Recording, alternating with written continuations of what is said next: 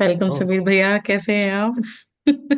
मैं बढ़िया हूँ जसवनी। इतने टाइम कितने कितने टाइम बाद हम मिल रहे हैं। मतलब फिर अ, सुबह से बात तो बीच में हमारी हुई है। पता नहीं। मुलाकात आई गेस 2016 17 17 के बाद में। मेजर जो मुझे याद है 17 में हमारी पहली मुलाकात हुई थी। 16 17 में। राइट। तो आज हम मतलब थोड़ा स्पिरिचुअलिटी से रिलेटेड डिस्कशन मैं करना चाह रही थी आपसे। आपसे जब पहले भी डिस्कशन हुए हैं, मोस्टली हमने स्पिरिचुअलिटी पे बात की है। राइट। साधना कैसे देखेंगे, कौन किस देवता की साधना करेगा, किस तरीके की साधना में वो पारंगत होगा, हम्म। कुंडली से कैसे मालूम पड़ेगा, कौन सी कुंडली देखनी है। मुझे आज भी याद है, एक बार मैंने भी रिसेंटली कुछ टाइम पहले आपको फोन किया था बड़ी परेशान होकर के कि मैं देवी की साधना करूं या देवता की साधना करूं, आप मुझे मेरे डीटी बताओ। Right right right right. कि तंत्र में जाना चाहिए, मंत्र में जाना चाहिए।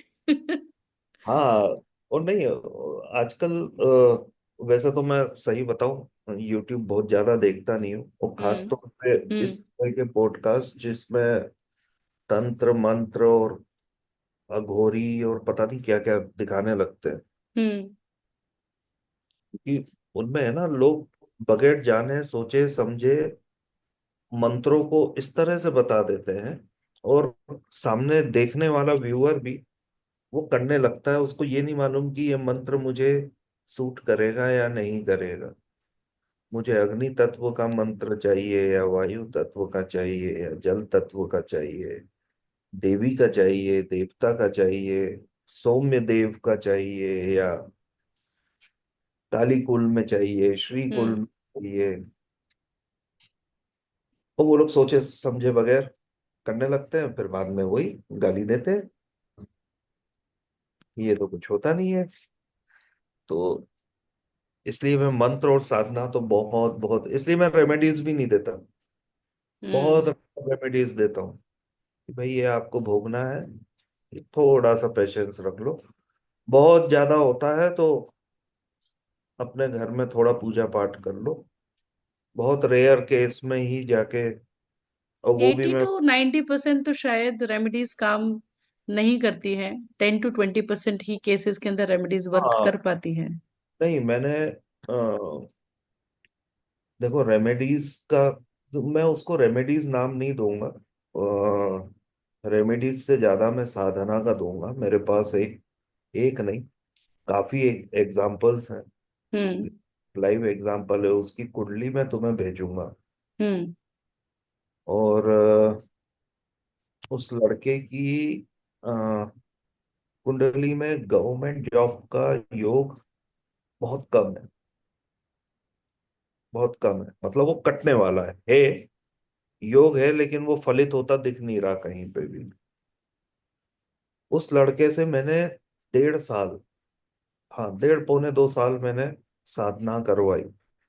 और उसमें से 21 दिन मैंने अपने घर में अपने सामने बैठा के साधना कराई। आज वो इंजीनियर है, वो गवर्नमेंट डिपार्टमेंट में इंजीनियर है। ओह, ओके। तो ये नहीं कहूंगा कि साधनाओं का फल नहीं मिलता, क्योंकि साधनाओं से आपके कर्म भी कटते हैं। तो जैसे आगामी कर्म हुए, संचित कर्म हुए, प्रारब्ध हुए। तो आपके जो संचित कर्म है और जो प्रारब्ध है, वो साधना के थ्रू आप काट सकते हो। डिपेंड करता है।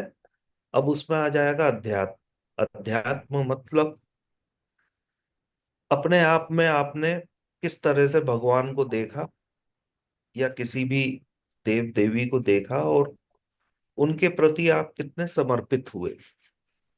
मेन चीज ये है अध्यात्म। अब वो फिर हम विषय से भटकते चले जाएंगे। हम्म। तो रेमेडीज का है, असर है, लेकिन बहुत ज्यादा ऐसा नहीं कहूंगा कि आदमी ने ये कर लिया तो उसके योग ही पलट गए, या जो होने वाला है वो नहीं होगा। अगर ऐसा हो रहा होता तो फिर हम आज ये शायद पॉडकास्ट ही नहीं कर रहे होते। ट्रू। तो कुंडली में ऐसे कौन से योग होते हैं, अगर जैसे अपने मंत्र के बारे में बताया कि मंत्र इतना ओपनली नहीं देना चाहिए, तो किसी लेमैन आदमी को तो आइडिया ही नहीं है कि उसे कौन सा मंत्र करना चाहिए, ना इतनी अवेयरनेस है कि उसको कोई तो राइट पाथ मिले। अब इसी बात पे है ना, मेरे पास कई लोग आए, उसमें से मेरा एक चाइल्डहुड फ्रेंड भी है। हम्म। चाइल्डहुड फ्रेंड की क्या बात करूं मैं अपनी ही बात करूं, मैं कौन सा भगवान जी को मानने लगा था बचपन में। मेरे को याद है जब 7 8 9 साल का था, तब हम्म। तक मैं बहुत पूजा पाठ करता था। फिर जैसे ही अकल आई, तो मंदिर भी जाना मतलब मेरे लिए परेशानी थी, क्योंकि मुझे चप्पल उतारनी पड़ेगी या जूते उतारने पड़ेंगे, इतनी मेहनत क्यों करूं, बाहर से ही भाई ठीक है। क्योंकि हमारे घर में मम्मी हमारी हनुमान जी मतलब सब कुछ उनके। हम्म। तो वो चीज शुरू से ही थी। फिर धीरे धीरे जब आए, तब पता चला। तो ऐसे ही जब कोई इस तरह का इंसान आता है ना, जिसको, जो दुखी तो है, परेशान भी है, अब वो हमारे पास आया क्यों है? कि उसके दिन फिर जाए, कोई चमत्कार हो जाए। ऐसा कुछ होता नहीं है। फिर उसको समझाना पड़ता है। फिर उसको उसके लायक कोई ना कोई पूजा देनी पड़ती है, या साधना देनी पड़ती है, या मंत्र देना पड़ता है। तो इस तरह के व्यक्तियों को तो मैंने पता नहीं कितनी बार चैलेंज करके बोला है कि तुम बस ये 11 दिन कर लो, और फिर मुझे सिर्फ उसका रिजल्ट बताना, तुम्हें क्या अनुभव हुआ।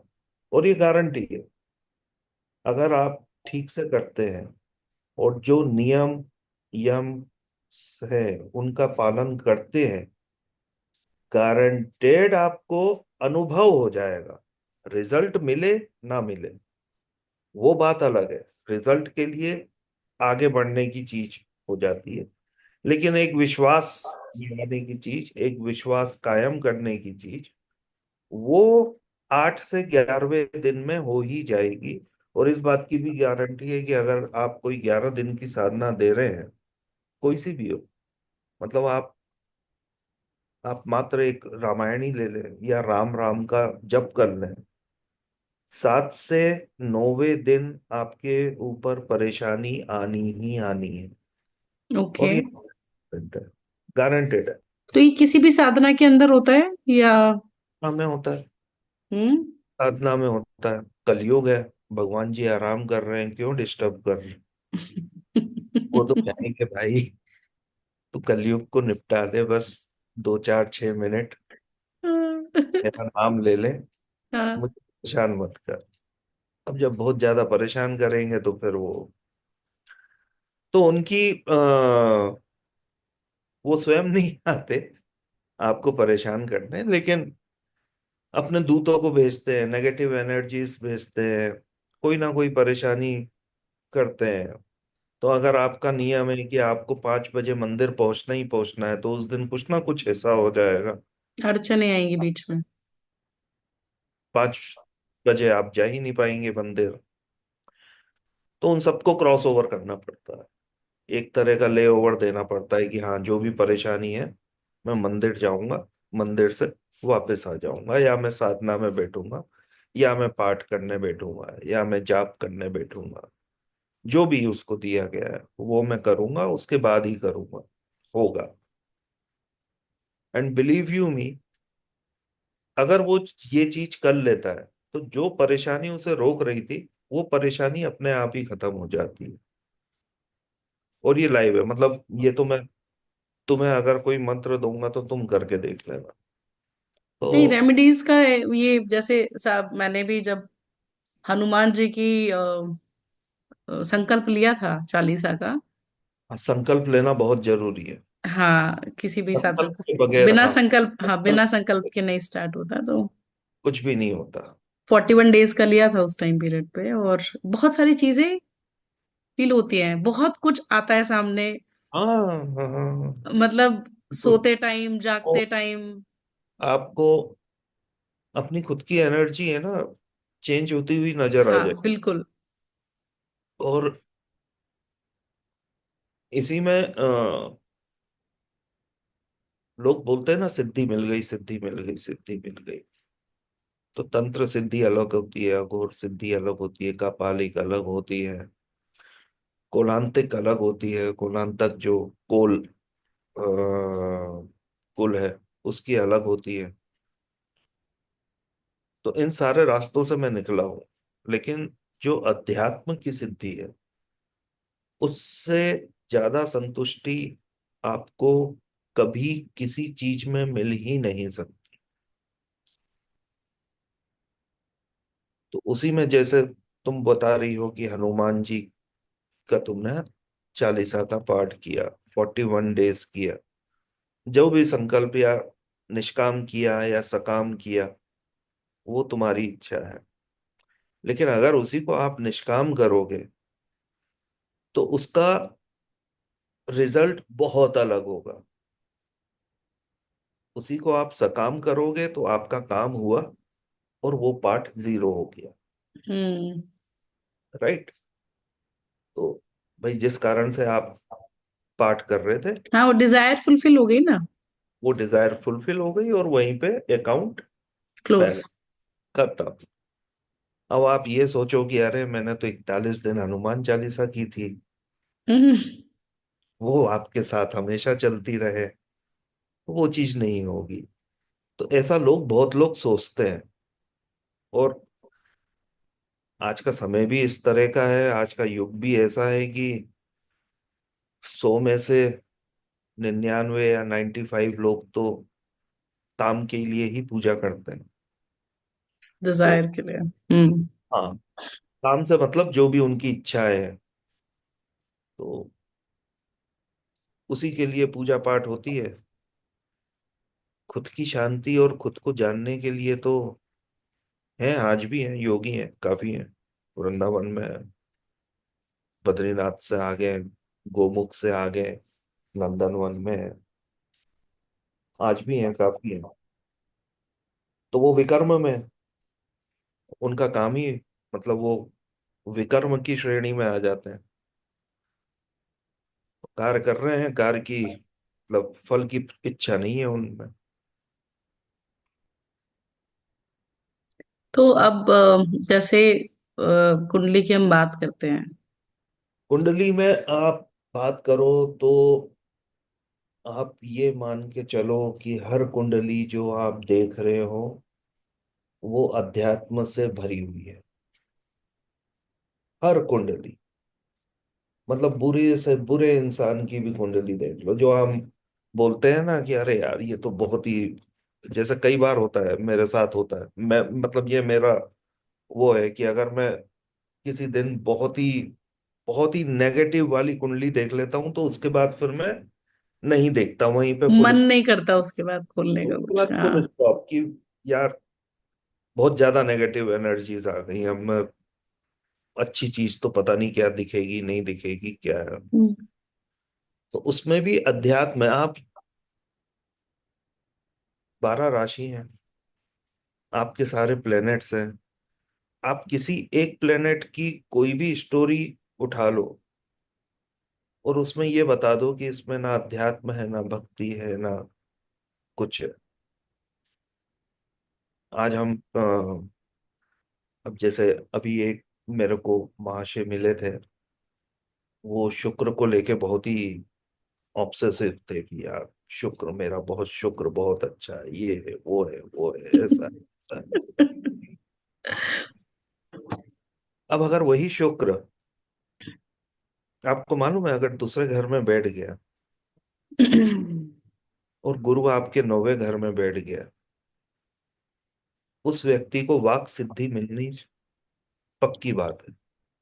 उसकी प्रेडिक्शन कभी गलत नहीं होगी, चाहे वो योग कुंडली में दिखे या ना दिखे। ओके। तो अब शुक्र से बड़ा आध्यात्मिक व्यक्ति कौन होगा? जो सारे राज विलास विलासिता में रहते हुए भी खुद सन्यासी है।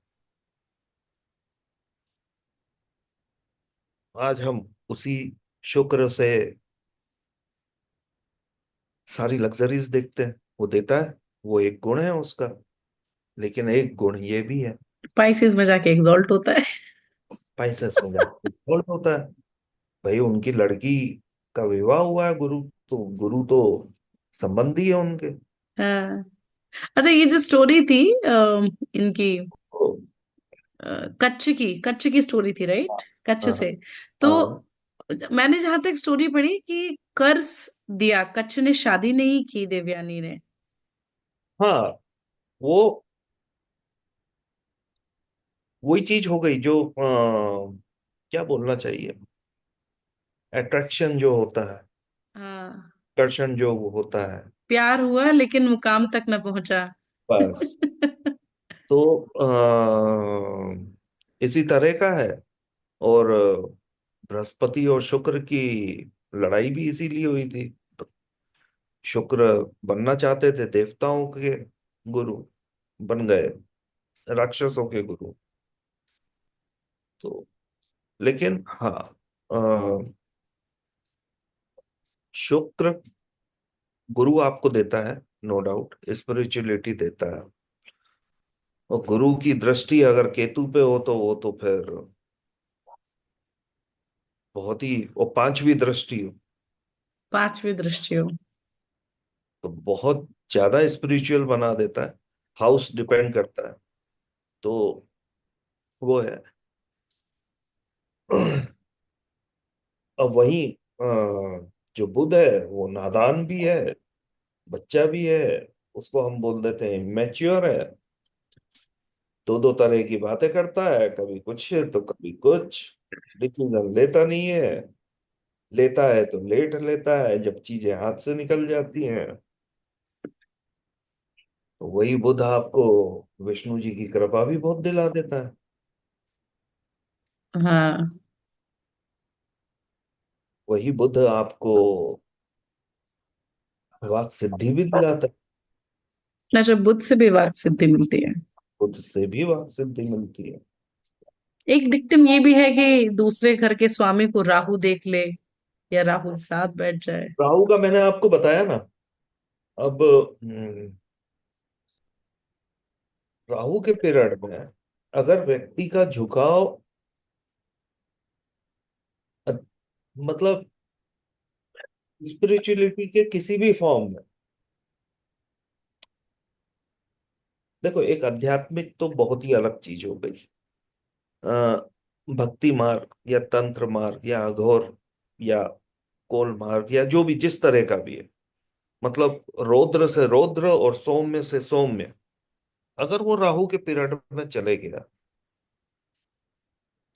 तो वो बहुत कुछ अचीव करके निकलता है। बहुत कुछ अचीव करके निकलता है। वहीं आप अगर मटेरियलिस्टिक लाइफ में आ जाओ तो राहु के लिए आप क्या बोलते हो, यार आप तो कंफ्यूज रहोगे थोड़ा सा, इल्यूजन्स ज्यादा है आपको। हाँ, ये कॉमन वर्ड्स है। हाँ, मतलब यही चीज रहती है ना कि हाँ थोड़ा सा दिक्कत होगी, मोबाइल टूटेगा, लैपटॉप टूटेगा, ये होगा वो होगा। इलेक्ट्रॉनिक्स काम नहीं वो करेंगे। दुनिया जहाँ के, तो ये बहुत ही जनरल से, बहुत ही जनरल से एक स्पेसिफिक डिक्टम है जो आपने आदमी को देखा कि ये आदमी किस तरह का है और उसको। बोल दिया। और 99% वो सही भी होता है कि आप 10 जगह 10 लोगों से बात कर रहे हो लेकिन डिसाइड कर नहीं पा रहे हो। लेकिन वही उस, अगर आपके सामने आध्यात्मिक व्यक्ति आ जाए राहु वाला, कभी भी चेक करना, वो आपको बिल्कुल फोकस दिखेगा, ना इधर ना उधर, बहुत फोकस दिखेगा। डिपेंड करता है। देखो अध्यात्म तो हर कुंडली में, हर व्यक्ति में, हर व्यक्ति में जो जन्मा है उसमें अध्यात्म है। जो जीव है उसमें अध्यात्म है। अध्यात्म का मतलब ही ये है कि आपके अंदर, हृदय के अंदर ब्रह्म का स्थान है, सो अहम, हम्म। वही मतलब है। अब वो चीज एक्टिवेट हो रही है, नहीं हो रही है, कब हो रही है, या उसको रियलाइज ही नहीं हो रही है, या उसका जो संचित कर्म है वो पूर्ण हो चुका है अध्यात्म में, अब मटेरियलिस्टिक लाइफ उसको जीनी ही जीनी है। तो उसके भी तरीके हैं देखने के। जैसे, तो मतलब किस तरीके से देखा जा सकता है ये? एक तो एग्जाम्पल के साथ में अगर हम आप ये तो बहुत लंबा करवा दी। अब हम बीच बात चलिए तो फिर भटक कहाँ से चालू। हाँ, तो उसके लिए है ना, केतु 12वें में बैठ जाए, हम क्या बोलते हैं इंसान को जनरली? मोक्षदायक है। केतु 12वें में जाता है तो मेडिटेशन में लेके जाएगा पर्सन को। और 100 में से मैं 40 कुंडली आपको वैसी दिखा दूंगा जो जिसका केतु 12वें में हो, आपको मोक्ष मिल जाएगा? डेफिनेटली नहीं। नहीं ना। तो उसके भी कंडीशंस है। तो बेटा पानी पिला दे यार। एक चार्ट भी खोल ले साथ में। अरे बाप रे। मैं खोल देती हूँ। आप मुझे बोलते जाना, मैं वैसे वैसे लेके जाती जाऊंगी। ठीक नहीं है। नहीं। नहीं, चार्ट चार्ट नहीं, चार्ट का हम कभी बाद में किसी और करेंगे। कर लेंगे, ठीक अच्छा, है मैं मतलब। एक पहला पॉडकास्ट है मेरा, हम्म। लेकिन रिक्वेस्ट मेरे पास बहुत लोगों की आई। हाँ। अब अगर वो लोग देखेंगे ये पॉडकास्ट, तो मैं उनसे हाथ जोड़ के माफी चाहूंगा, क्योंकि इनके साथ हमारा संबंध काफी पुराना है। और ये हेमी थोड़ी सी जिद्दी टाइप की, ना भी कर देता तो ये मुझे पकड़ लेती। तो इसलिए मैं ऑफलाइन बताऊंगा किन किन के थे, उनमें से कुछ को तुम भी जानती हो। हम्म। तो केतु की मैं जो बात कर रहा था, केतु हमारे, 12वें में। हाँ, अब हमारी राशियां कितने तरह की होती हैं? 12 राशियां होती हैं इसमें भी वायु, मतलब, हाँ, वायु तत्व की राशि, अग्नि तत्व की राशि, जल तत्व की राशि। उसमें ये देखना पड़ता है कि केतु किस तत्व में जा रहा है, ओके। उससे गुरु कहाँ है। उससे गुरु का है, मतलब हमें केतु से गुरु की प्लेसमेंट चेक करनी है। हाँ, या तो गुरु की 5वीं दृष्टि हो, जैसे 12वां केतु, 8 अष्टम में गुरु, हम्म। 5वीं हो गई उसकी। हम्म। का तत्व कौन सा है केतु का? किस राशि में तो बैठा है? हाँ, तो ये उसका, उस इंसान का, उस मनुष्य का कौन से चरण का जन्म है? हाँ, ठीक है। वैसे, प्राथमिक, हाँ हाँ, पहला प्राथमिक, चरण धर्म, अर्थ, वही काम, तो, मोक्ष। उस तरह का। तो हाँ, ये जैसे तुमने कहा धर्म अर्थ काम मोक्ष, तो ये नक्षत्रों के चरण से हम ये देख लें। नक्षत्रों के चरण से देखेंगे, हाँ, कि किस चरण में जा करके बैठा हाँ, है। तो उस चरण का ग्रह हम्म। देगा, इसको फल देगा। यार बहुत डिटेल में हो जाएगा ये तो, कोई बात नहीं। बहुत लंबा आ हो रहा है, जाएगा, मुझे समझ में आ रहा है। बहुत लंबा हो जाएगा ये। मुझे समझ में आ रहा है। तो आपको बोरियत जिस टाइम पे लगे उस टाइम पे हम रोक देंगे। नहीं नहीं, ये क्योंकि हम है ना विषय से भटकते जा रहे हैं, हम हम्म। क्या करना चाह रहे थे। नहीं, हम एक्चुअली अभी सिर्फ राशि चार्ट पे ही हैं। हम अभी राशि चार्ट से वर्गों पे नहीं गए हाँ, अरे बाप रे। हैं। अरे हम अध्यात्म पे करेंगे। अध्यात्म कैसे देखेंगे कुंडली से हम, कि कौन किस साधना पे जाएगा? ओके ओके, लेकिन पहले अध्यात्म तो यार, अध्यात्म इतना प्यारा टॉपिक है। है। देखो मैं तुम्हें एक बात बताऊं, हाँ। ये सारे जितने भी ग्रह चक्र और ये सारे चीज है ना, अगर आप अध्यात्म में अंदर तक चले गए, सब छोड़ दोगे आप फिर और शायद। नहीं, और उसमें भी आप भक्ति मार्ग में बहुत अंदर चले गए, भक्ति बहुत टफ है, तंत्र बहुत इजी है, मंत्र करना बहुत इजी है, कोई भी क्रिया करना बहुत इजी है, वो आप कर सकते हो। भक्ति करना बहुत कठिन है, बहुत कठिन, हद से ज्यादा कठिन। वो उसमें जो परीक्षाएं होती हैं, जैसे आजकल तुमने नोट किया होगा, या किसी भी जो बहुत ज्यादा पूजा पाठ करता होगा ना, वो सबसे ज्यादा परेशान दिखेगा तुम्हें। हाँ। सही मजाक नहीं कर रहा। नहीं, मैं भी सच। मजाक नहीं करती, देखा है मैंने। तो जो बहुत ज्यादा पूजा पाठ कर रहा होगा, सबसे ज्यादा परेशान वही दिखेगा। तो अब उसका कारण क्या है? कहीं ना कहीं कोई ना कोई, या तो कमी है, और या फिर वो बिल्कुल सही रास्ते पे है। इसमें इसीलिए रुकावटें आ रही हैं। तो इसमें से कौन सी बात सही है, कि उसमें कमी है या वो सही रास्ते पे है? जिसको जितनी परेशानी आती चली जाएगी, ये समझ लो कि उसकी आवाज भगवान तक पहुंच रही है, वो भगवान उसे रोकना चाह रहा है ओके। कि भैया शांत हो जा, कलयुग है, कलयुग के हिसाब से रहे, सतयुग में मत रहे। तो अब जैसे हम सुनते हैं ना, इस ऋषि ने 10,000 साल तपस्या की, 1 लाख साल तपस्या की। तो उस समय उनकी एवरेज एज क्या होती थी? 10 लाख साल, सतयुग में। अब उनने 1 लाख साल तपस्या की, तो 10%। आज आपकी 100 साल की उम्र है, आप 10 साल लगातार पूजा कर लो, कोई एक पाठ पकड़ लो, इधर उधर नहीं भागना। कोई एक को पकड़ लो और एक पाठ पकड़ लो जो आपके मन में हो, और फिर कमाल देखो। तो ऐसे ही मैं ये बता रहा था कि आप अगर भक्ति मार्ग पे बहुत ज्यादा अंदर चले जाओ, तो एक समय ऐसा आएगा कि ये जो ग्रह वगैरह है ना, वो आपका कुछ नहीं कर पाएंगे। आपकी कुंडली में दशा कुछ और चल रही होगी, आप दिशा कुछ रहे होंगे। दिशा कुछ और चल रही होगी। वो अच्छे से अच्छा ज्योतिष नहीं पकड़ सकता। अब आप नंदनवन जाओ, नंदनवन में किसी योगी की कुंडली उठा के देख लो, क्या उसने कभी शुक्र की महादशा क्रॉस नहीं की होगी, या राहु की महादशा, या शनि की, या केतु की, या बुध की? हर समय तो हर दशा नहीं रही होगी ना, सही सारी बात है। दशाएं क्रॉस की होंगी। तो अब आप उसको कैसे पकड़ोगे? हाँ, दिस इज द क्वेश्चन, कि है ना? कैसे मालूम पड़ेगा कि वो कब इनिशिएट करने वाला है साधना। नहीं, वही चीज है। साधना इनिशिएट करना वो सवाल नहीं है महत्वपूर्ण।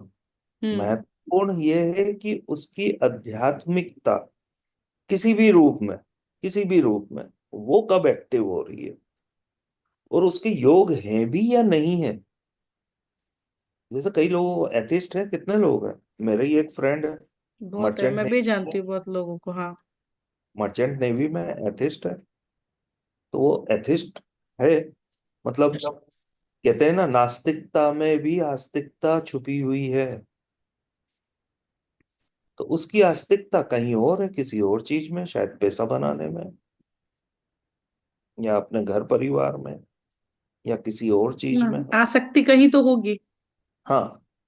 तो वो चीज है। अब एक्टिवेट कब होगी?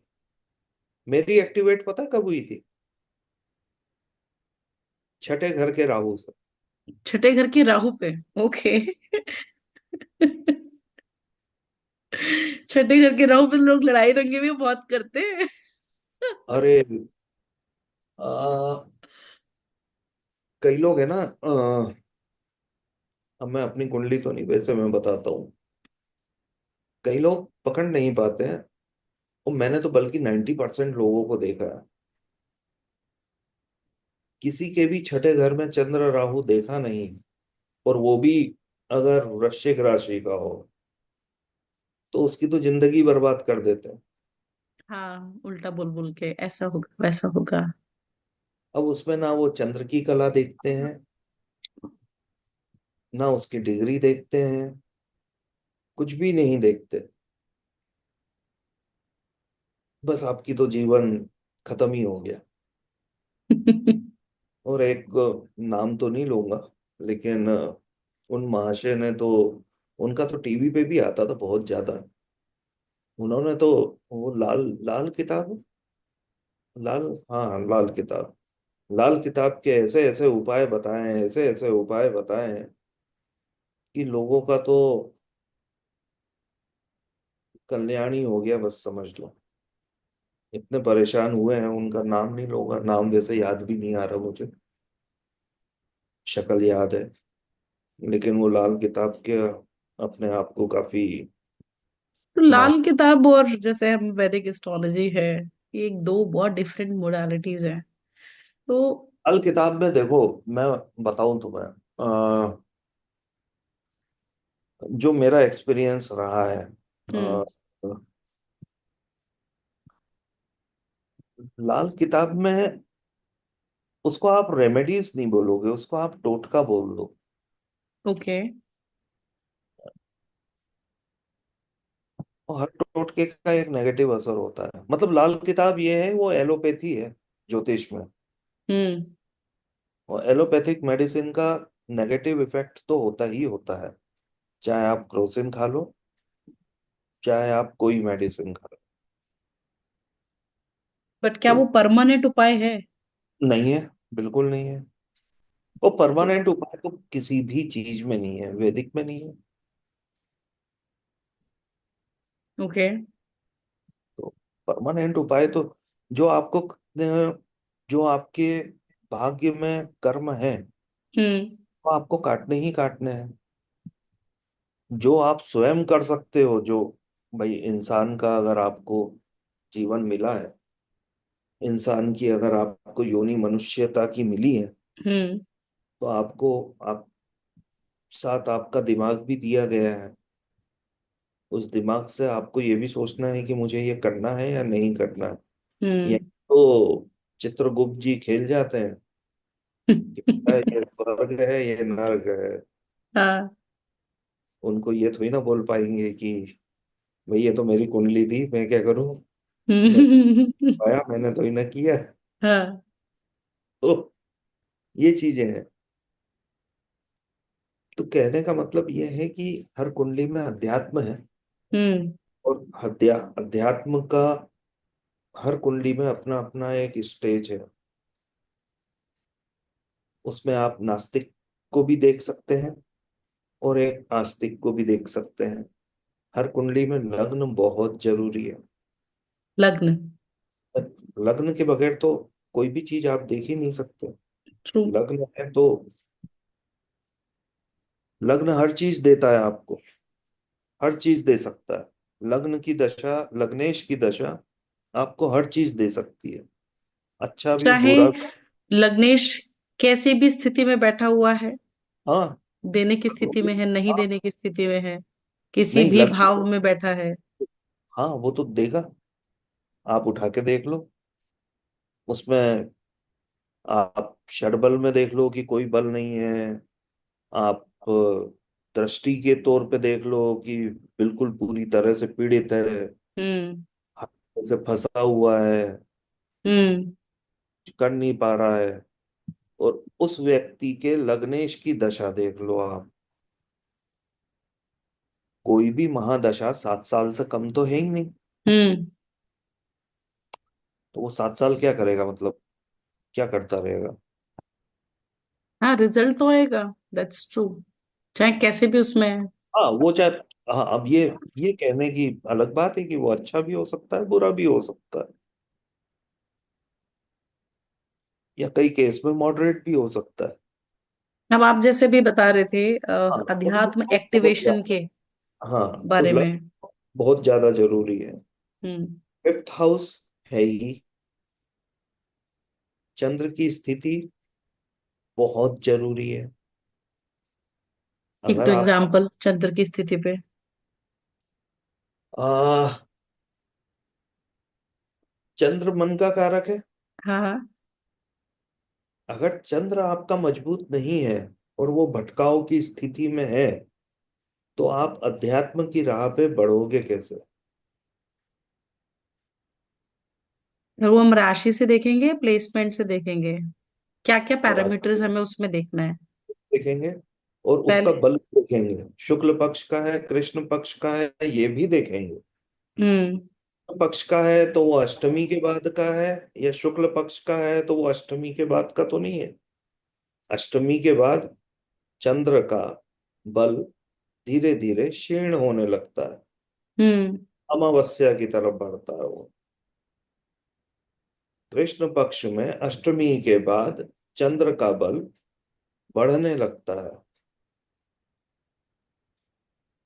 ओके। तो बला बल आपको हर तरीके से देखने हैं।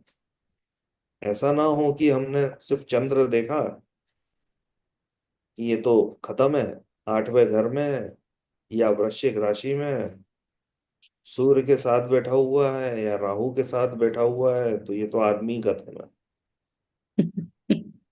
तो वैसा भी नहीं होना चाहिए। नाइन्थ हाउस बहुत इंपॉर्टेंट है। इनके साथ साथ मोक्ष भाव कौन कौन से? मोक्ष त्रिकोण। 4 8 12, ये भी आपको देखना है कि ये एक्टिवेट हो रहे हैं या नहीं हो रहे हैं। 4 8 12 में से अगर कोई पहले एक्टिवेट हो रहा है, तो उसकी अध्यात्म की राह खुलेगी शुरू ही चाहिए। खुलेगी 100%। अब वो किसी भी रूप में खुले। भाई अगर कमजोर है तो वो ज्यादा से ज्यादा मंदिर में जाके दर्शन करके आ जाएगा, तो जो ये पहले। दशा में देखना है, अंतर दशा में मतलब दशा एक्टिवेशन जो आप बताना चाह रहे हो कि दशा अंतर्दशा वो उसकी योग shift कैसे एक्टिवेट हो रहा होगा? है। हाँ, ओके। वो दशा के बगैर तो कुछ एक्टिवेट होता ही नहीं ना। तो अगर किसी की चौथे घर की दशा आ जाए, हाँ, चौथे घर की दशा आ जाए तो घर का प्लेसमेंट भी है, मदर भी है, वो सारी। आध्यात्मिक पॉइंट ऑफ व्यू से अगर हम बात कर रहे हैं, अध्यात्म की पॉइंट ऑफ व्यू से बात करेंगे तो अध्यात्म उसका कहीं ना कहीं किसी ना किसी रूप में एक्टिवेट होगा ही होगा। जैसे चौथे का लॉर्ड नाइन्थ में आके बैठ जाए या ट्वेल्थ में चले बहुत जाए। अच्छी बात है, बहुत अच्छी बात है ये तो। हम्म। अच्छा है। तो हाँ, लेकिन देखो, राहु केतु का मैं नहीं मानता, उसका ना लॉर्ड मानता हूँ ना कोई राशि मानता हूँ। और अब जैसे कई लोग बोलते हैं वृश्चिक में, एक्वेरियस। हाँ, वृश्चिक केतु। वृश्चिक में केतु उच्च का हो गया और वृषभ में राहु उच्च का हो गया। तो वो सारी चीजें, क्योंकि उनको वो छाया प्लेनेट है, छाया ही रहने दें, तो वो ज्यादा अच्छा है। लेकिन हाँ, अध्यात्म में राहु का भी बहुत बड़ा रोल है। और राहु की प्रवृत्ति क्या है? वो राक्षस दानव उसमें से है। हम्म। मालूम ही है, देवों से ज्यादा तो दानवों ने तपस्या की हुई है। हाँ। हाँ, तपस्या तो दानवों ने की है, देवता को तो तपस्या की जरूरत पड़ी कहाँ कभी? मिल ही गया नहीं। उन्हें हाँ मिल ही गया है, कभी कर्ज मिल गया हो तब चंद्र भले ने ही भी कर की। लिया होगा, हाँ। शाप से वो- मुक्त होने के लिए। अरे यार, तुम देवताओं को बदनाम मत करो। इंद्र देवता ने भी तपस्या की है, चंद्र नहीं, ने की है। वही तो मैं बोल रही हूँ, अगर कोई श्राप मिल गया, कोई कर्ज मिल गया, उससे हाँ, निकलने बस के लिए, वही वही वही। तो निकलने के लिए या तपस्या फिर की उन्होंने, सिंहासन बट छूट कुछ रहा है पाने तो। के लिए नहीं तपस्या की। तो ये चीज है। फिफ्थ हाउस तो है ही, लेकिन फिफ्थ हाउस में राशि कौन से तत्व की है ये भी आपको देखना पड़ेगा। कौन सी राशि और कौन सा ग्रह है। कई लोगों का फिफ्थ हाउस खाली रहता है, हम्म। बहुत लोगों का फिफ्थ हाउस खाली रहता है।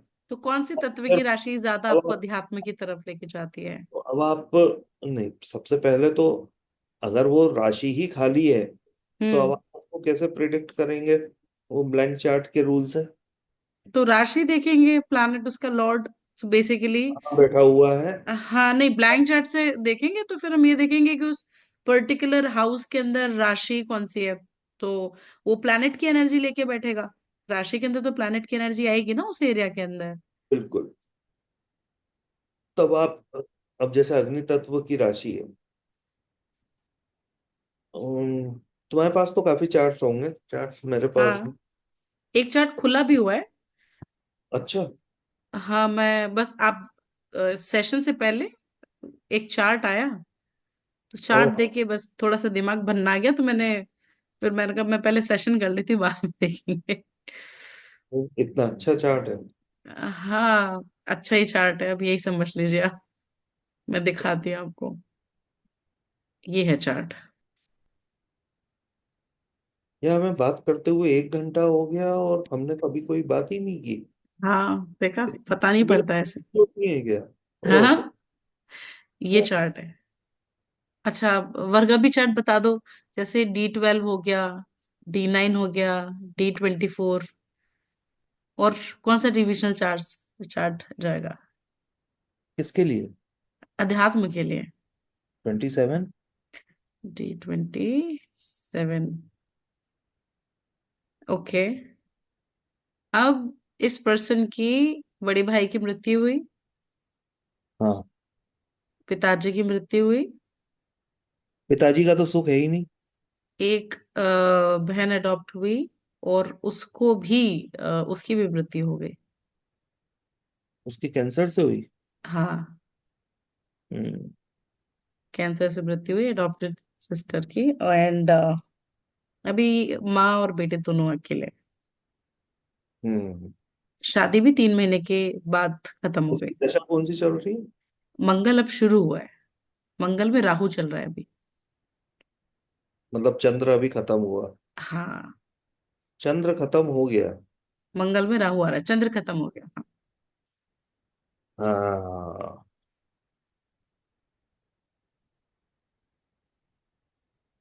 गुड। तो ये तो इससे पूछना, चंद्र राहु और चंद्र केतु, हाँ, इन दशाओं में ये इसका स्पिरिचुअलिटी एक्टिवेट हो गई होगी पहले। चंद्र राहु चंद्र केतु। चंद्र केतु, तो ये हम क्योंकि राहु हमारा 8th हाउस में बैठा है। दूसरी चीज,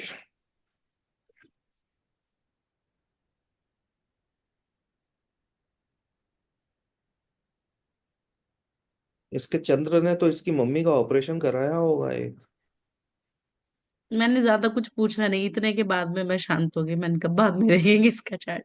मतलब ओके। मैं एक बेसिकली ये चार्ट ओपन करने का रीजन ये रहा मेरा, कि हम्म। अगर हम एक नॉर्मल हमारे पास चार्ट आया सपोज, ठीक है, अब यहाँ पे एक्टिवेशन जैसे आपने बोला चंद्र राहु में एक्टिवेशन हुआ, हाँ। तो ये हमने किस तरीके से चेक किया? मतलब ये बिकॉज ये फायर साइन में व्यक्ति, बैठा हुआ है चंद्र, इसलिए। ये व्यक्ति है ऑनलाइन है? अभी नहीं है। नहीं, अब मैं किसी और का चार्ट भी ओपन कर सकती हूँ। नहीं नहीं नहीं नहीं नहीं, रहना तो। इसी वो से तो देख लेते बाद ना। में हाँ, बाद में कर लेना। तो ये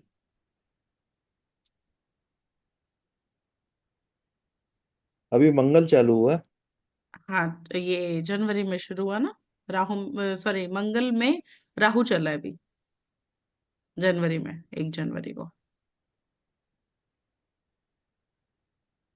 अच्छा, ये अपना मतलब टाइप तो निकाल चुका है 2 साल, मंगल ही मंगल में। हम्म।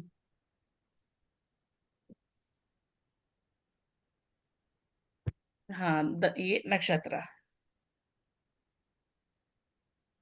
ये पीरियड अब इसका सही स्टार्ट हो गया है।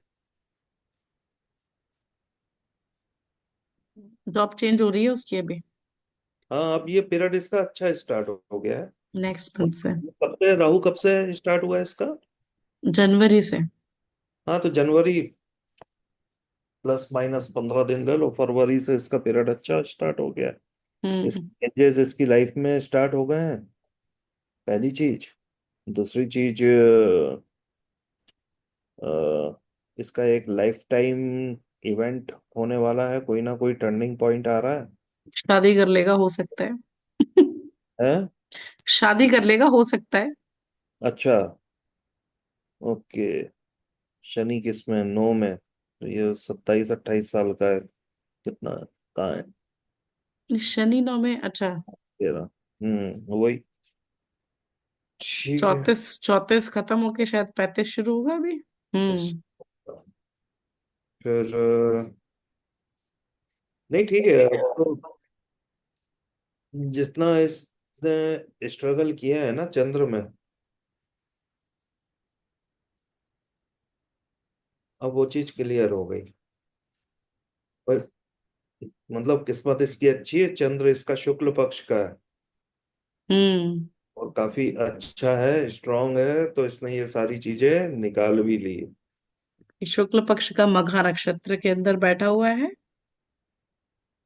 तो कौन से नक्षत्र का है? शुक्ल पक्ष का नहीं, शनि का मघा। है, शनि नहीं, हाँ, का। नहीं, नहीं, नहीं, हाँ। भरणी का है, भरणी का पहले पद। शनि का है तो बढ़िया है, इनने हम्म। डिजाइन खूब दिए है। नहीं अच्छा, चंद्र में इसने इमोशनली जितना स्ट्रगल किया है, और वो भी इसने लास्ट लास्ट मतलब चंद्रमा जाते जाते सारी चीजें बुरी देख ली।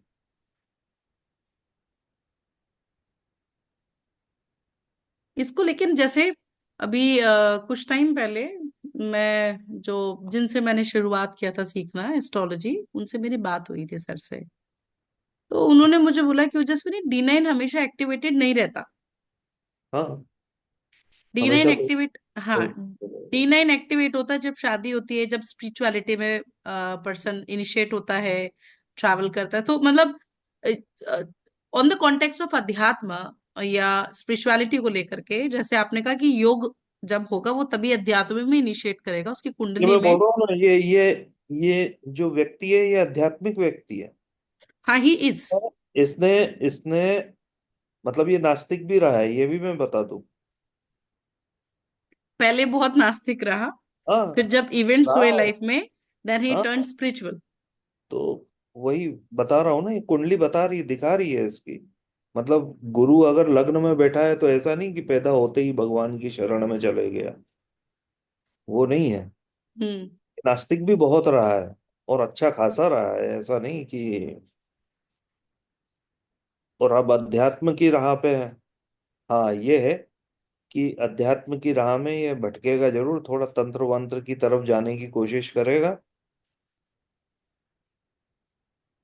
लेकिन फिर फाइनली आएगा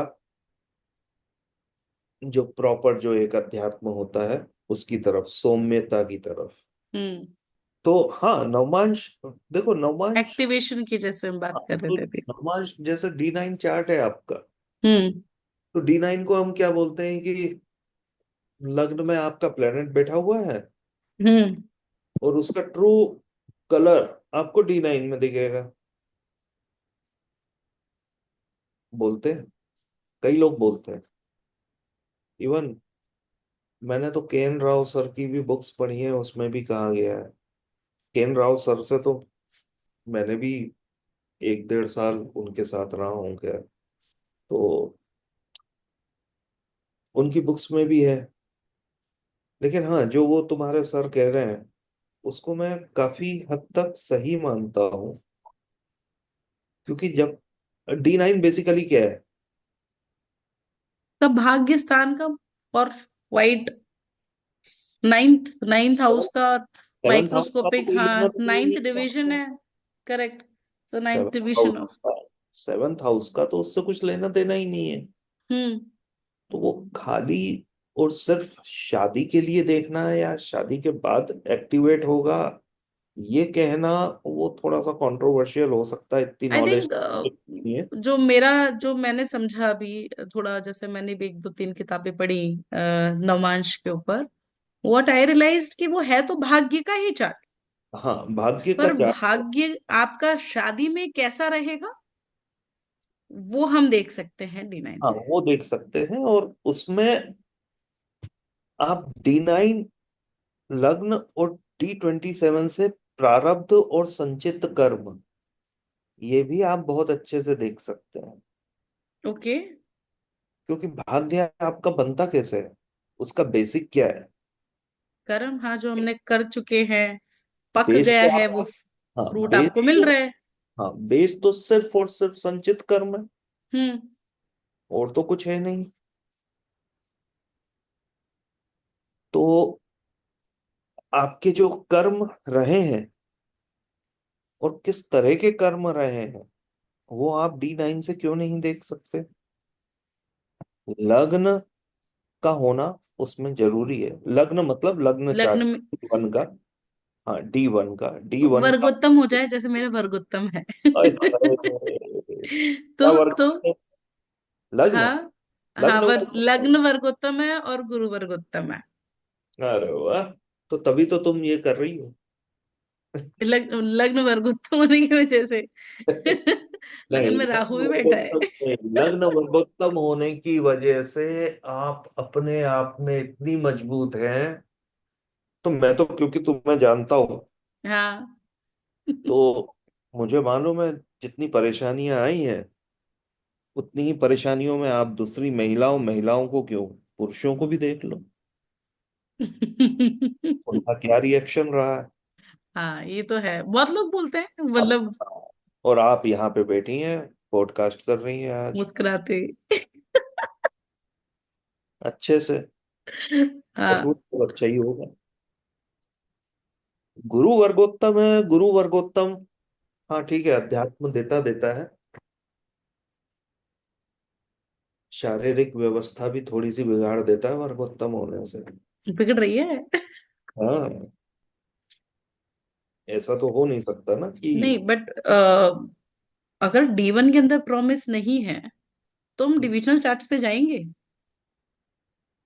क्यों नहीं जाओगे? आपको देखना तो पड़ेगा कि वहां पे क्या पोजीशन बन रही है। अब वहां पे अगर पॉजिटिव हो जाए तो इवेंट होगा। एक्टिवेशन होगा। ओके। एक्टिवेशन होगा। इवेंट होगा या नहीं होगा, ये तब आपकी फ्री विल काम करेगी। अच्छा। अब जैसे वो मैंने इंजीनियर वाले लड़के का बताया, हम्म। तो उसके साथ यही तो हुआ। हम्म।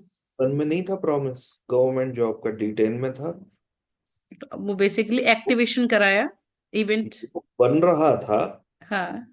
आप उस योग के लिए कितनी मेहनत कर रहे हो, और दैट उस लड़के, एफर्ट्स। नो डाउट, दिन रात एक किया, दिन रात एक किया। तो ये चीज तो होती ही है ना। और फिर जहां से हमने स्टार्ट किया था अध्यात्म, भक्ति मार्ग, आप उसमें चले जाओ तो फिर ये कुंडली वुंडली तो सब खत्म है। ज्योतिष ही खत्म है फिर। मीरा जी बन जाती हूँ मैं भी, बन जाऊंगी। बिल्कुल। भक्ति मार्ग। हम पेंटिंग वाला भक्ति मार्ग चुनेंगे। अब वो भक्ति फिर, मैंने कहा ना, भक्ति मार्ग बहुत कठिन है। आ, और उस भक्ति अच्छा मार्ग। भैया, अभी जैसे नवरात्रे आ रहे हैं, ठीक है, हाँ। साधना की जैसे हमारी बात चल रही थी, अध्यात्म और साधना। अच्छा, ये तंत्र पे आ रही है धीरे धीरे है। नहीं, हाँ, समझ रहा हूँ, समझ। नॉट तंत्र, मतलब अगर हम इसको पहले तो मैं थोड़ा आपका पॉइंट ऑफ व्यू समझना चाहूंगी नवरात्रि की एनर्जीज के बारे में। What exactly Navratra, what kind of energy it hold. लोग इतनी साधना करते हैं नवरात्रि में, क्यों की जाती है? हर हर हर हर इंसान की अपनी एक अलग एनर्जी होती है। हम्म। और अगर आपका झुकाव है अध्यात्म की तरफ, या आप आध्यात्मिक व्यक्ति है, मैं धार्मिक नहीं कहूंगा, हम्म। अगर आप आध्यात्मिक व्यक्ति हैं किसी भी रूप में, तो ये जरूरी नहीं कि नवरात्रों में, क्योंकि आपको कई लोग ऐसे मिलेंगे जिनका झुकाव देवी की तरफ है ही नहीं, फिर वो क्या करेंगे नवरात्रों में? कुछ नहीं। हाँ, मतलब पूछते हैं ना, जैसे बोलते हैं रेमेडीज बता दो कि नवरात्रों में क्या रेमेडी अब करें। अब आप, भाई कई लोग हैं जो अ, शिव नो शेव। वैष्णव है। हम्म।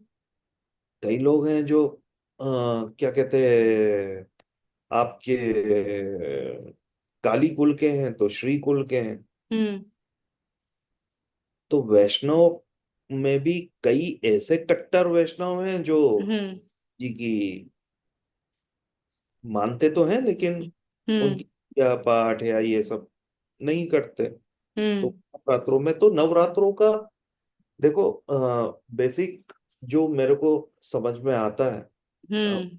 पौराणिक और उपनिषद और वेद वगैरह की तो बात अलग है, लेकिन जो मैंने समझा है नवरात्रों में, आप किसी भी प्रकार की पूजा करें, हम्म। वो आपको फलित होगी ही होगी। अनुभव आपको आएंगे ही आएंगे। चाहे आप श्री राम 108 बार लिखें, उसकी एनर्जी आपको मिलेगी। चाहे आप दुर्गा सप्तशती कर लें, हम्म। चाहे आप रामायण का पाठ कर लें, और चाहे आप कोई भी साधना कर लें, उसकी एनर्जी आप में आती ही आती है। अब आजकल तो, अरे मैंने, क्या वो, क्या बोलते हैं उसको, रील रील होती है ना, हाँ। रील होती है, हाँ। तो यूट्यूब पे मैंने कितनी रील ऐसी देखी जो गुप्त नवरात्रों में भी गृहस्थों को पूजा पाठ बताने में लगे हुए हैं कई लोग। गुप्त हाँ, मैं नव वही हाँ एग्जैक्टली बहुत सारी चीजें इतनी स्पॉइल हो चुकी हैं तो। हाँ, तो अ, गुप्त नवरात्रे गृहस्थ व्यक्ति के लिए है ही नहीं, ओके। गृहस्थ व्यक्तियों के लिए है, जो सन्यासी हैं, जो सब कुछ छोड़ चुके हैं, जो वाकई में क्रियाओं की तरफ मुड़ चुके हैं, उनके लिए है। जो क्रियाओं में होते हुए भी गृहस्थ है, उनके लिए भी नहीं है। और वहीं जो अ, चैत्र की ये वाली, हम्म। ये मेरी आवाज, आ रही है, मुझे आ रही है। तो जो ये चैत्र की और ग्रीष्मकालीन जो आती है, हम्म। वो गृहस्थों के लिए है। उसमें आप रामायण का पाठ करें, या जैसी हम्म। जिस जो श्रद्धा हो, जो जो जिस देव को या देवी को मानता हम्म। हो, वो उनकी पूजा करें। तो मुझे याद है, वो तुम 10 महाविद्याओं का बोल रही थी शायद। हम्म। तो मैंने तुम्हें बोला था कि 10 महाविद्याओं का, हाँ, वर्णन करना तो एक पॉडकास्ट में पॉसिबल ही नहीं है। उसमें से एक महाविद्या का भी वर्णन करना पॉसिबल नहीं है। लेकिन हाँ, 10 महाविद्याओं में दो कुल हैं। एक काली कुल है, काली एक, कुल है। अच्छा, हाँ, काली कुल। हाँ कुल। हम्म। और अब जैसे है ना, काली है पहली महाविद्या, तारा है, फिर हम्म। षोडशी है, भुवनेश्वरी है, हम्म। भैरवी है, छिन्नमस्ता है, धूमावती है, बगलामुखी है। बगलामुखी आजकल है भगवान, वो तो साधनाओं को इतना कमर्शियलाइज कर दिया है लोगों ने, क्या बताओ। वो गुस्सा आता है देख के। जो एक्चुअल में साधक होते हैं उनको डेफिनेटली आता ही मातंगी, होगा, हाँ। हाँ, मातंगी है, कमला है। नहीं, वो इस तरह का कि, अच्छा, वो मंत्र भी उस पे वो होपफुली।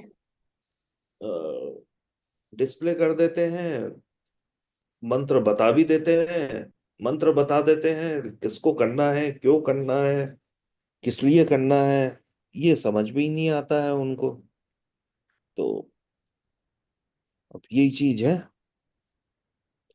तो इसमें भी काली कुल है, काली कुल वाली बहुत ही, वैसे पूरी की पूरी जो 10 महाविद्याएं हैं,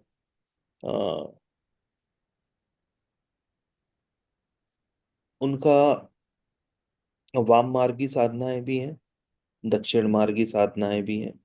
गृहस्थ भी कर सकता है, लेकिन गृहस्थ को करने के लिए कुछ नियम है, और वो नियम बहुत कड़े हैं।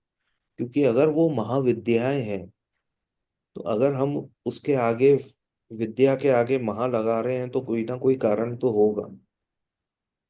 और वो बहुत जल्दी फलीभूत होती है, चाहे आप वाम मार्गी करो, चाहे आप दक्षिण मार्गी करो, या आप भक्ति भाव से भी करो, सौम्य मार्ग से, उससे भी करो, बहुत जल्दी रिजल्ट मिलते हैं, बहुत जल्दी। लेकिन ये हर इंसान को करना नहीं चाहिए। हर इंसान के लिए ये बनी नहीं है, क्योंकि आपकी छोटी सी भी गलती आपके जीवन को पलटाने में सक्षम है। श्री कुल की कीजिए आप, कि काली कुल की थोड़ी उग्र है, काफी उग्र है। आप कमला देवी की पूजा कर सकते हैं, आप षोडशी माता की पूजा कर सकते हैं, इनकी आप पूजा कर सकते हैं। लेकिन हाँ, पूजा कैसे करनी है वो मैं तुम्हें ऑफलाइन ही बताऊंगा पॉडकास्ट में। अच्छा, जैसे सप्तशती का पाठ करते हैं, सप्तशती बहुत। हाँ, सप्तशती 700 श्लोक की। तो ये किसी नॉर्मल आदमी को करना चाहिए, किस आप कर प्रोसेस से करना चाहिए? कर क्योंकि सकते उसमें बहुत सारे मंत्र हैं जो कीले हुए हैं। नहीं तो उसका उत्कीलन भी दिया हुआ है, उसी में दिया हुआ है। हम्म। और संजीवनी भी दी हुई है। हम्म। अगर आप गीता प्रेस की लें तो, मैं गीता हाँ। प्रेस की सप्तशती की बात कर रहा हूँ। हम्म। क्योंकि बाकी प्रकाशन की भी मैंने मेरे पास है। हम्म। और लेकिन उनका वो सही विधि दी नहीं गई है। और कोशिश करें कि आप किसी गुरु से, गुरु का अर्थ ये नहीं है कि आप गुरु दीक्षा ही लें, किसी जानकार व्यक्ति से उसके नियम विधि और मंत्र एक बार समझ लें और फिर आप करें। तो जैसे तुमने सुना होगा, जिसका गुरु नहीं है उसके गुरु शिव है। हाँ। तो शिव जी से आज्ञा लें, संकल्प लें, माँ से आज्ञा लें, आसन लगाएं, तब जाके बैठे। फिर उसकी अपनी एक विधि है, उत्कीलन की विधि है, दुर्गा सप्तशती। कई लोग क्या करते हैं, पहले अध्याय से उसमें एक नियम भी है। पहले दिन आप एक अध्याय कीजिए, क्योंकि वो देवी कवच, रात्रि सुक्तम और इन सब के साथ हम्म। हम्म। आपको करना होता है। तो पहले दिन आप पहले एक अध्याय कीजिए। आसन पे रखना होता है, बुक को दूसरे आप दिन नॉर्मल नहीं पकड़ दूसरे दिन सकते। आप 3 अध्याय कीजिए, फिर 4 है, फिर 1 है, फिर 2 है। इस तरह से वो एक क्रमानुसार, फॉर्मेट है, क्रम है, हाँ। कि जो एक दिन में एक सिटिंग में नहीं कर सकता, वो 7 दिन में, हाँ 7 दिन में हो जाती है वो। 7 दिन में एक दुर्गा सप्तशती का पाठ कर ले। उसका अपना एक अलग सामर्थ्य है, लेकिन उसका मैंने देखा है कि वो आपको आत्मसंतुष्टि तो दे देगा, लेकिन उससे आगे बढ़ाना थोड़ा सा मुश्किल हो जाता है। कृपा पात्र आप बन जाओगे, ये 100%। लेकिन अगर वाकई में आपके उसमें है कि आपको देवी कुल में जाके आपको किसी देवी की पूजा करनी है, आराधना करनी है, साधना करनी है, तो फिर उसके नियम वगैरह अलग है, उसकी विधि अलग है।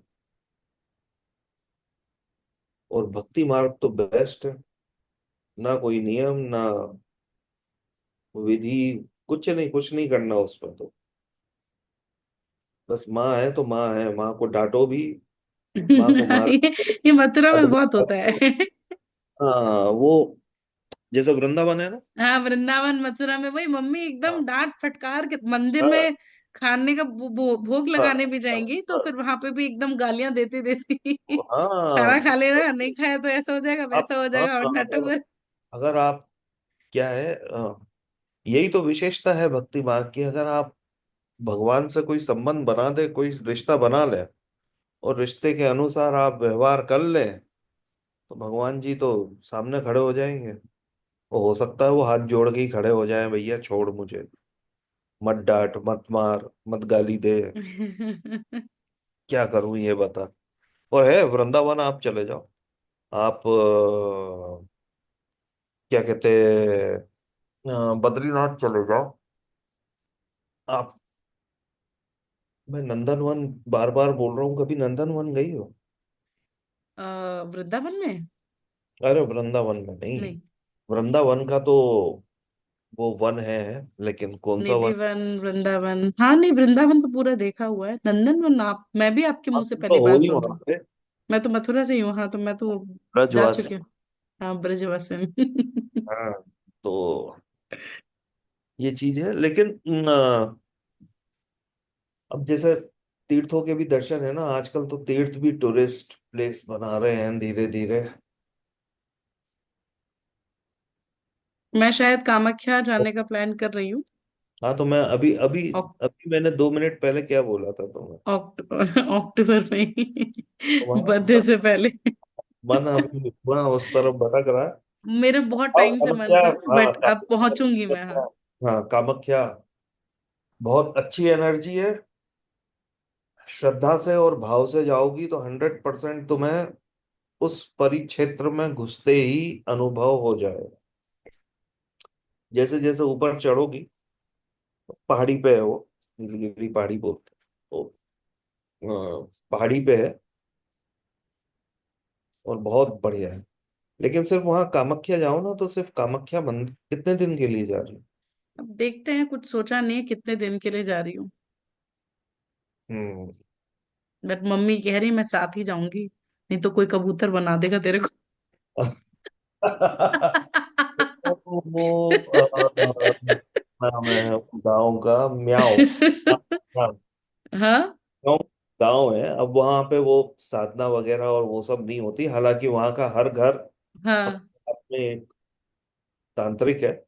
लेकिन हाँ। अब वो उस तरह की वो नहीं होती है।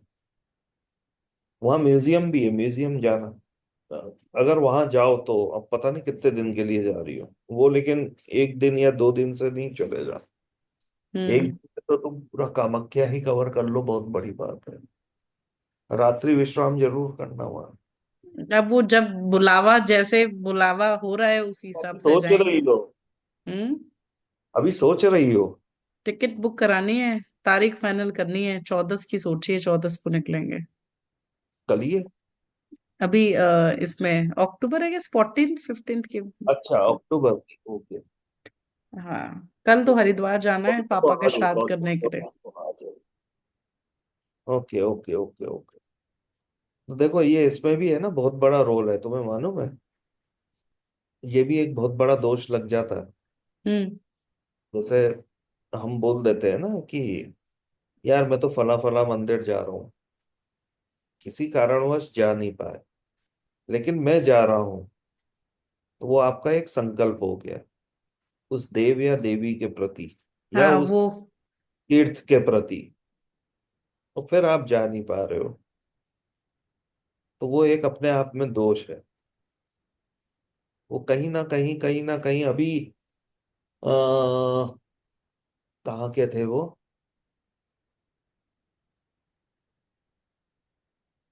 पता नहीं, कहीं के तो भी थे। बहुत ज्यादा कष्ट में है, बहुत ज्यादा कष्ट में, मियाँ बीवी दोनों। तो उनके वाइफ की तो कुंडली मैंने 3 4 बार देखी, हम्म। कुंडली नहीं देख पा रहा था मैं, पता नहीं क्यों। फिर फाइनली हस्बैंड की कुंडली देखी, तो हम्म। कुंडली ही मैंने बोला कि आपने अपनी बहन की शादी के लिए मन्नत मांगी है किसी पहाड़ पे देवी से। हम्म। अब उन्हें याद ही ना आए, नहीं मैंने तो नहीं मांगी, हम्म। मैंने तो नहीं मांगी है, ऐसा तो कुछ नहीं है। अब जब सामने वाला ऐसा कहे तो फिर ठीक है भाई, नहीं मांगी होगी, लेकिन फिर भी आप ध्यान कीजिए आपने मांग। हम्म। फिर उनकी वाइफ ने याद दिलाया कि हम्म। मन्नत मांगी है, और हरिद्वार में कौन सी देवी है, मनसा देवी। मनसा देवी, अरे ये तो मम्मी के साथ में भी हुआ था, मेरे पैदा होने के लिए मन्नत मांगी थी, गई नहीं। अब वो दिक्कत हुई गए थी नहीं, अब मुझे। क्योंकि उनकी बहन की शादी को 7 8 साल 9 साल हो गए, तो हम्म। भूल गए, ये भी भूल गए, सब भूल गए। हम्म। तो मैंने कहा अब बस कोई रेमेडी नहीं है, आप वहां जाइए और उसके फिर 15 दिन बाद मेरे को बताइए। वो गए, जिस काम के लिए वो अटक रहे थे, और 15 दिन क्या, छठे सातवें दिन ही उनका कॉल आ गया कि सर हो गया वो काम मेरा। तो ऐसे संकल्प आपको कई जगह कहीं कहीं अटका देते हैं, और जबकि उसकी दशा वगैरह सब कुछ बोल रही थी कि इसका ये होना दशा मतलब कैसे देखेंगे हम कि कब संकल्प लिया है आपने? अब ये देखो, जो प्रिडिक्शन है ना, हाँ। आप प्रिडिक्शन में रूल्स बता सकते हो, हम्म।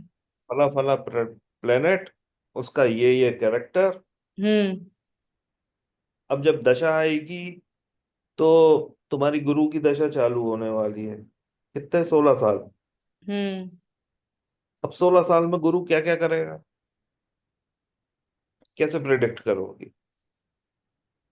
प्रिडिक्शन में आपको भगवत कृपा चाहिए, इंट्यूटिव पावर चाहिए, स्पिरिचुअलिज्म चाहिए, स्पिरिचुअलिटी चाहिए,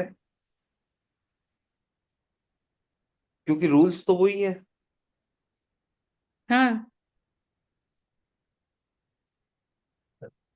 अब तुम्हें मैं बताऊं, नहीं ये चीज मैं ऑफलाइन बताऊं। नहीं, हम गुरु कटवा देंगे, आप बोल सकते हो। गुरु गुरु का एक बहुत बड़ा प्रिडिक्शन, ये एडिट हो जाएगा ना, हाँ, कट जाएगा, कोई बात नहीं। काट देना ये, लेकिन क्योंकि अपना लाइन वो वाली नहीं है, हम्म। इसलिए। किसी भी लड़के या किसी भी लड़की, एज देख लेना, 16, 17, 18, इस तरह की एज आज के परिस्थिति अनुसार, अगर गुरु की दशा चालू हो गई है तो आप आंख बंद करके ये प्रिडिक्ट कर दो कि आपने वर्जिनिटी लूज कर दी। गुरु की दिशा में। प्रैक्टिकल एक, कितने ही चार्ट, पता नहीं कितने चार्ट होंगे तुम्हारे पास, भले ही 40 साल की आदमी का है या औरत का है, अगर उसकी गुरु की दशा उस पर्टिकुलर एज में आई है, जो अर्ली एज होती है, जैसे जिस टाइम पे मेरी राहु चली थी। 16+, हम्म। तो आप बिल्कुल क्लियर बोल सकती है। And this is on what parameters, like गुरु के पीछे। जीव जीव। ओके। सबसे बड़ा कारक है। जीव की दशा है। तो जैसे वर्जिनिटी तो ये एक टर्म हो गया, इंटरकोर्स, सेक्सुअलिटी एक्सपीरियंस कर लिया उसने। तो हाँ, जीव की बात है तो यहाँ पे तो जीव हम, क्योंकि जुपिटर तो बच्चों का कारक है। उसका प्रोसेस चालू हो गया ना, अच्छा। साइकिल चालू हो गई उसकी, मेक सेंस। साइकिल चालू हो गई है। हम्म। अब वो बच्चा कब देता है वो अलग चीज है। एक्टिवेशन तो हो गया, इवेंट कब होगा फिर देखो, हम्म। बात की बात है।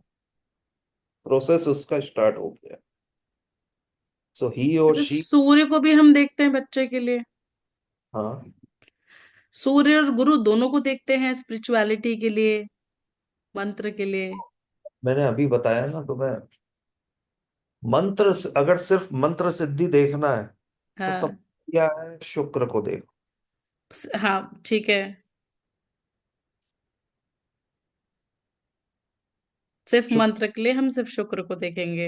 हाँ, नहीं, सूर्य को हम फायर रिचुअल्स के लिए। शुक्र को स्ट्रांगली कंसीडर करना है। उसके हम्म। बाद उसका क्या सपोर्ट है, वो अंतर में है, प्रत्यंतर में है, महादशा में है। हम्म। और महादशा में है तो उसका एडीपीडी क्या बन रहा है, या एडी में है तो उसका मालिक कौन है और पीडी में कौन है। तो वो सारी चीजों का कॉम्बिनेशन करके आप आराम से बता सकते हो कि आप मंत्र सिद्धि कर सकते हो, अगर वो शुक्र उसको अध्यात्म के रास्ते पे ले जाने लायक है तो। Okay. तो मैंने वही बताया ना, आपके 9 के 9 ग्रह हैं और 9 के 9 ग्रह आपको अध्यात्म में ले ले जाने, जा सकते हैं, लेकिन अलग अलग तरीके से, जब वो। अलग अलग तरीके से, क्योंकि हर ग्रह की आपको स्टोरी मालूम ही है। तो सब अध्यात्म से ही जुड़े रहे हैं। क्या इसमें एक ये पॉइंट भी लिया जा सकता है, जैसे अगर कुंडली के मैक्सिमम ग्रह मोक्ष पद में आ जाए नक्षत्र के, हम्म। तो ये चार्ट बहुत ज्यादा स्पिरिचुअलिटी की तरफ रहेगा, बहुत लेट गो करेगा चीजों को, अध्यात्म की तरफ ज्यादा इंक्लिनेशन हो जाएगा। हाँ, बिल्कुल।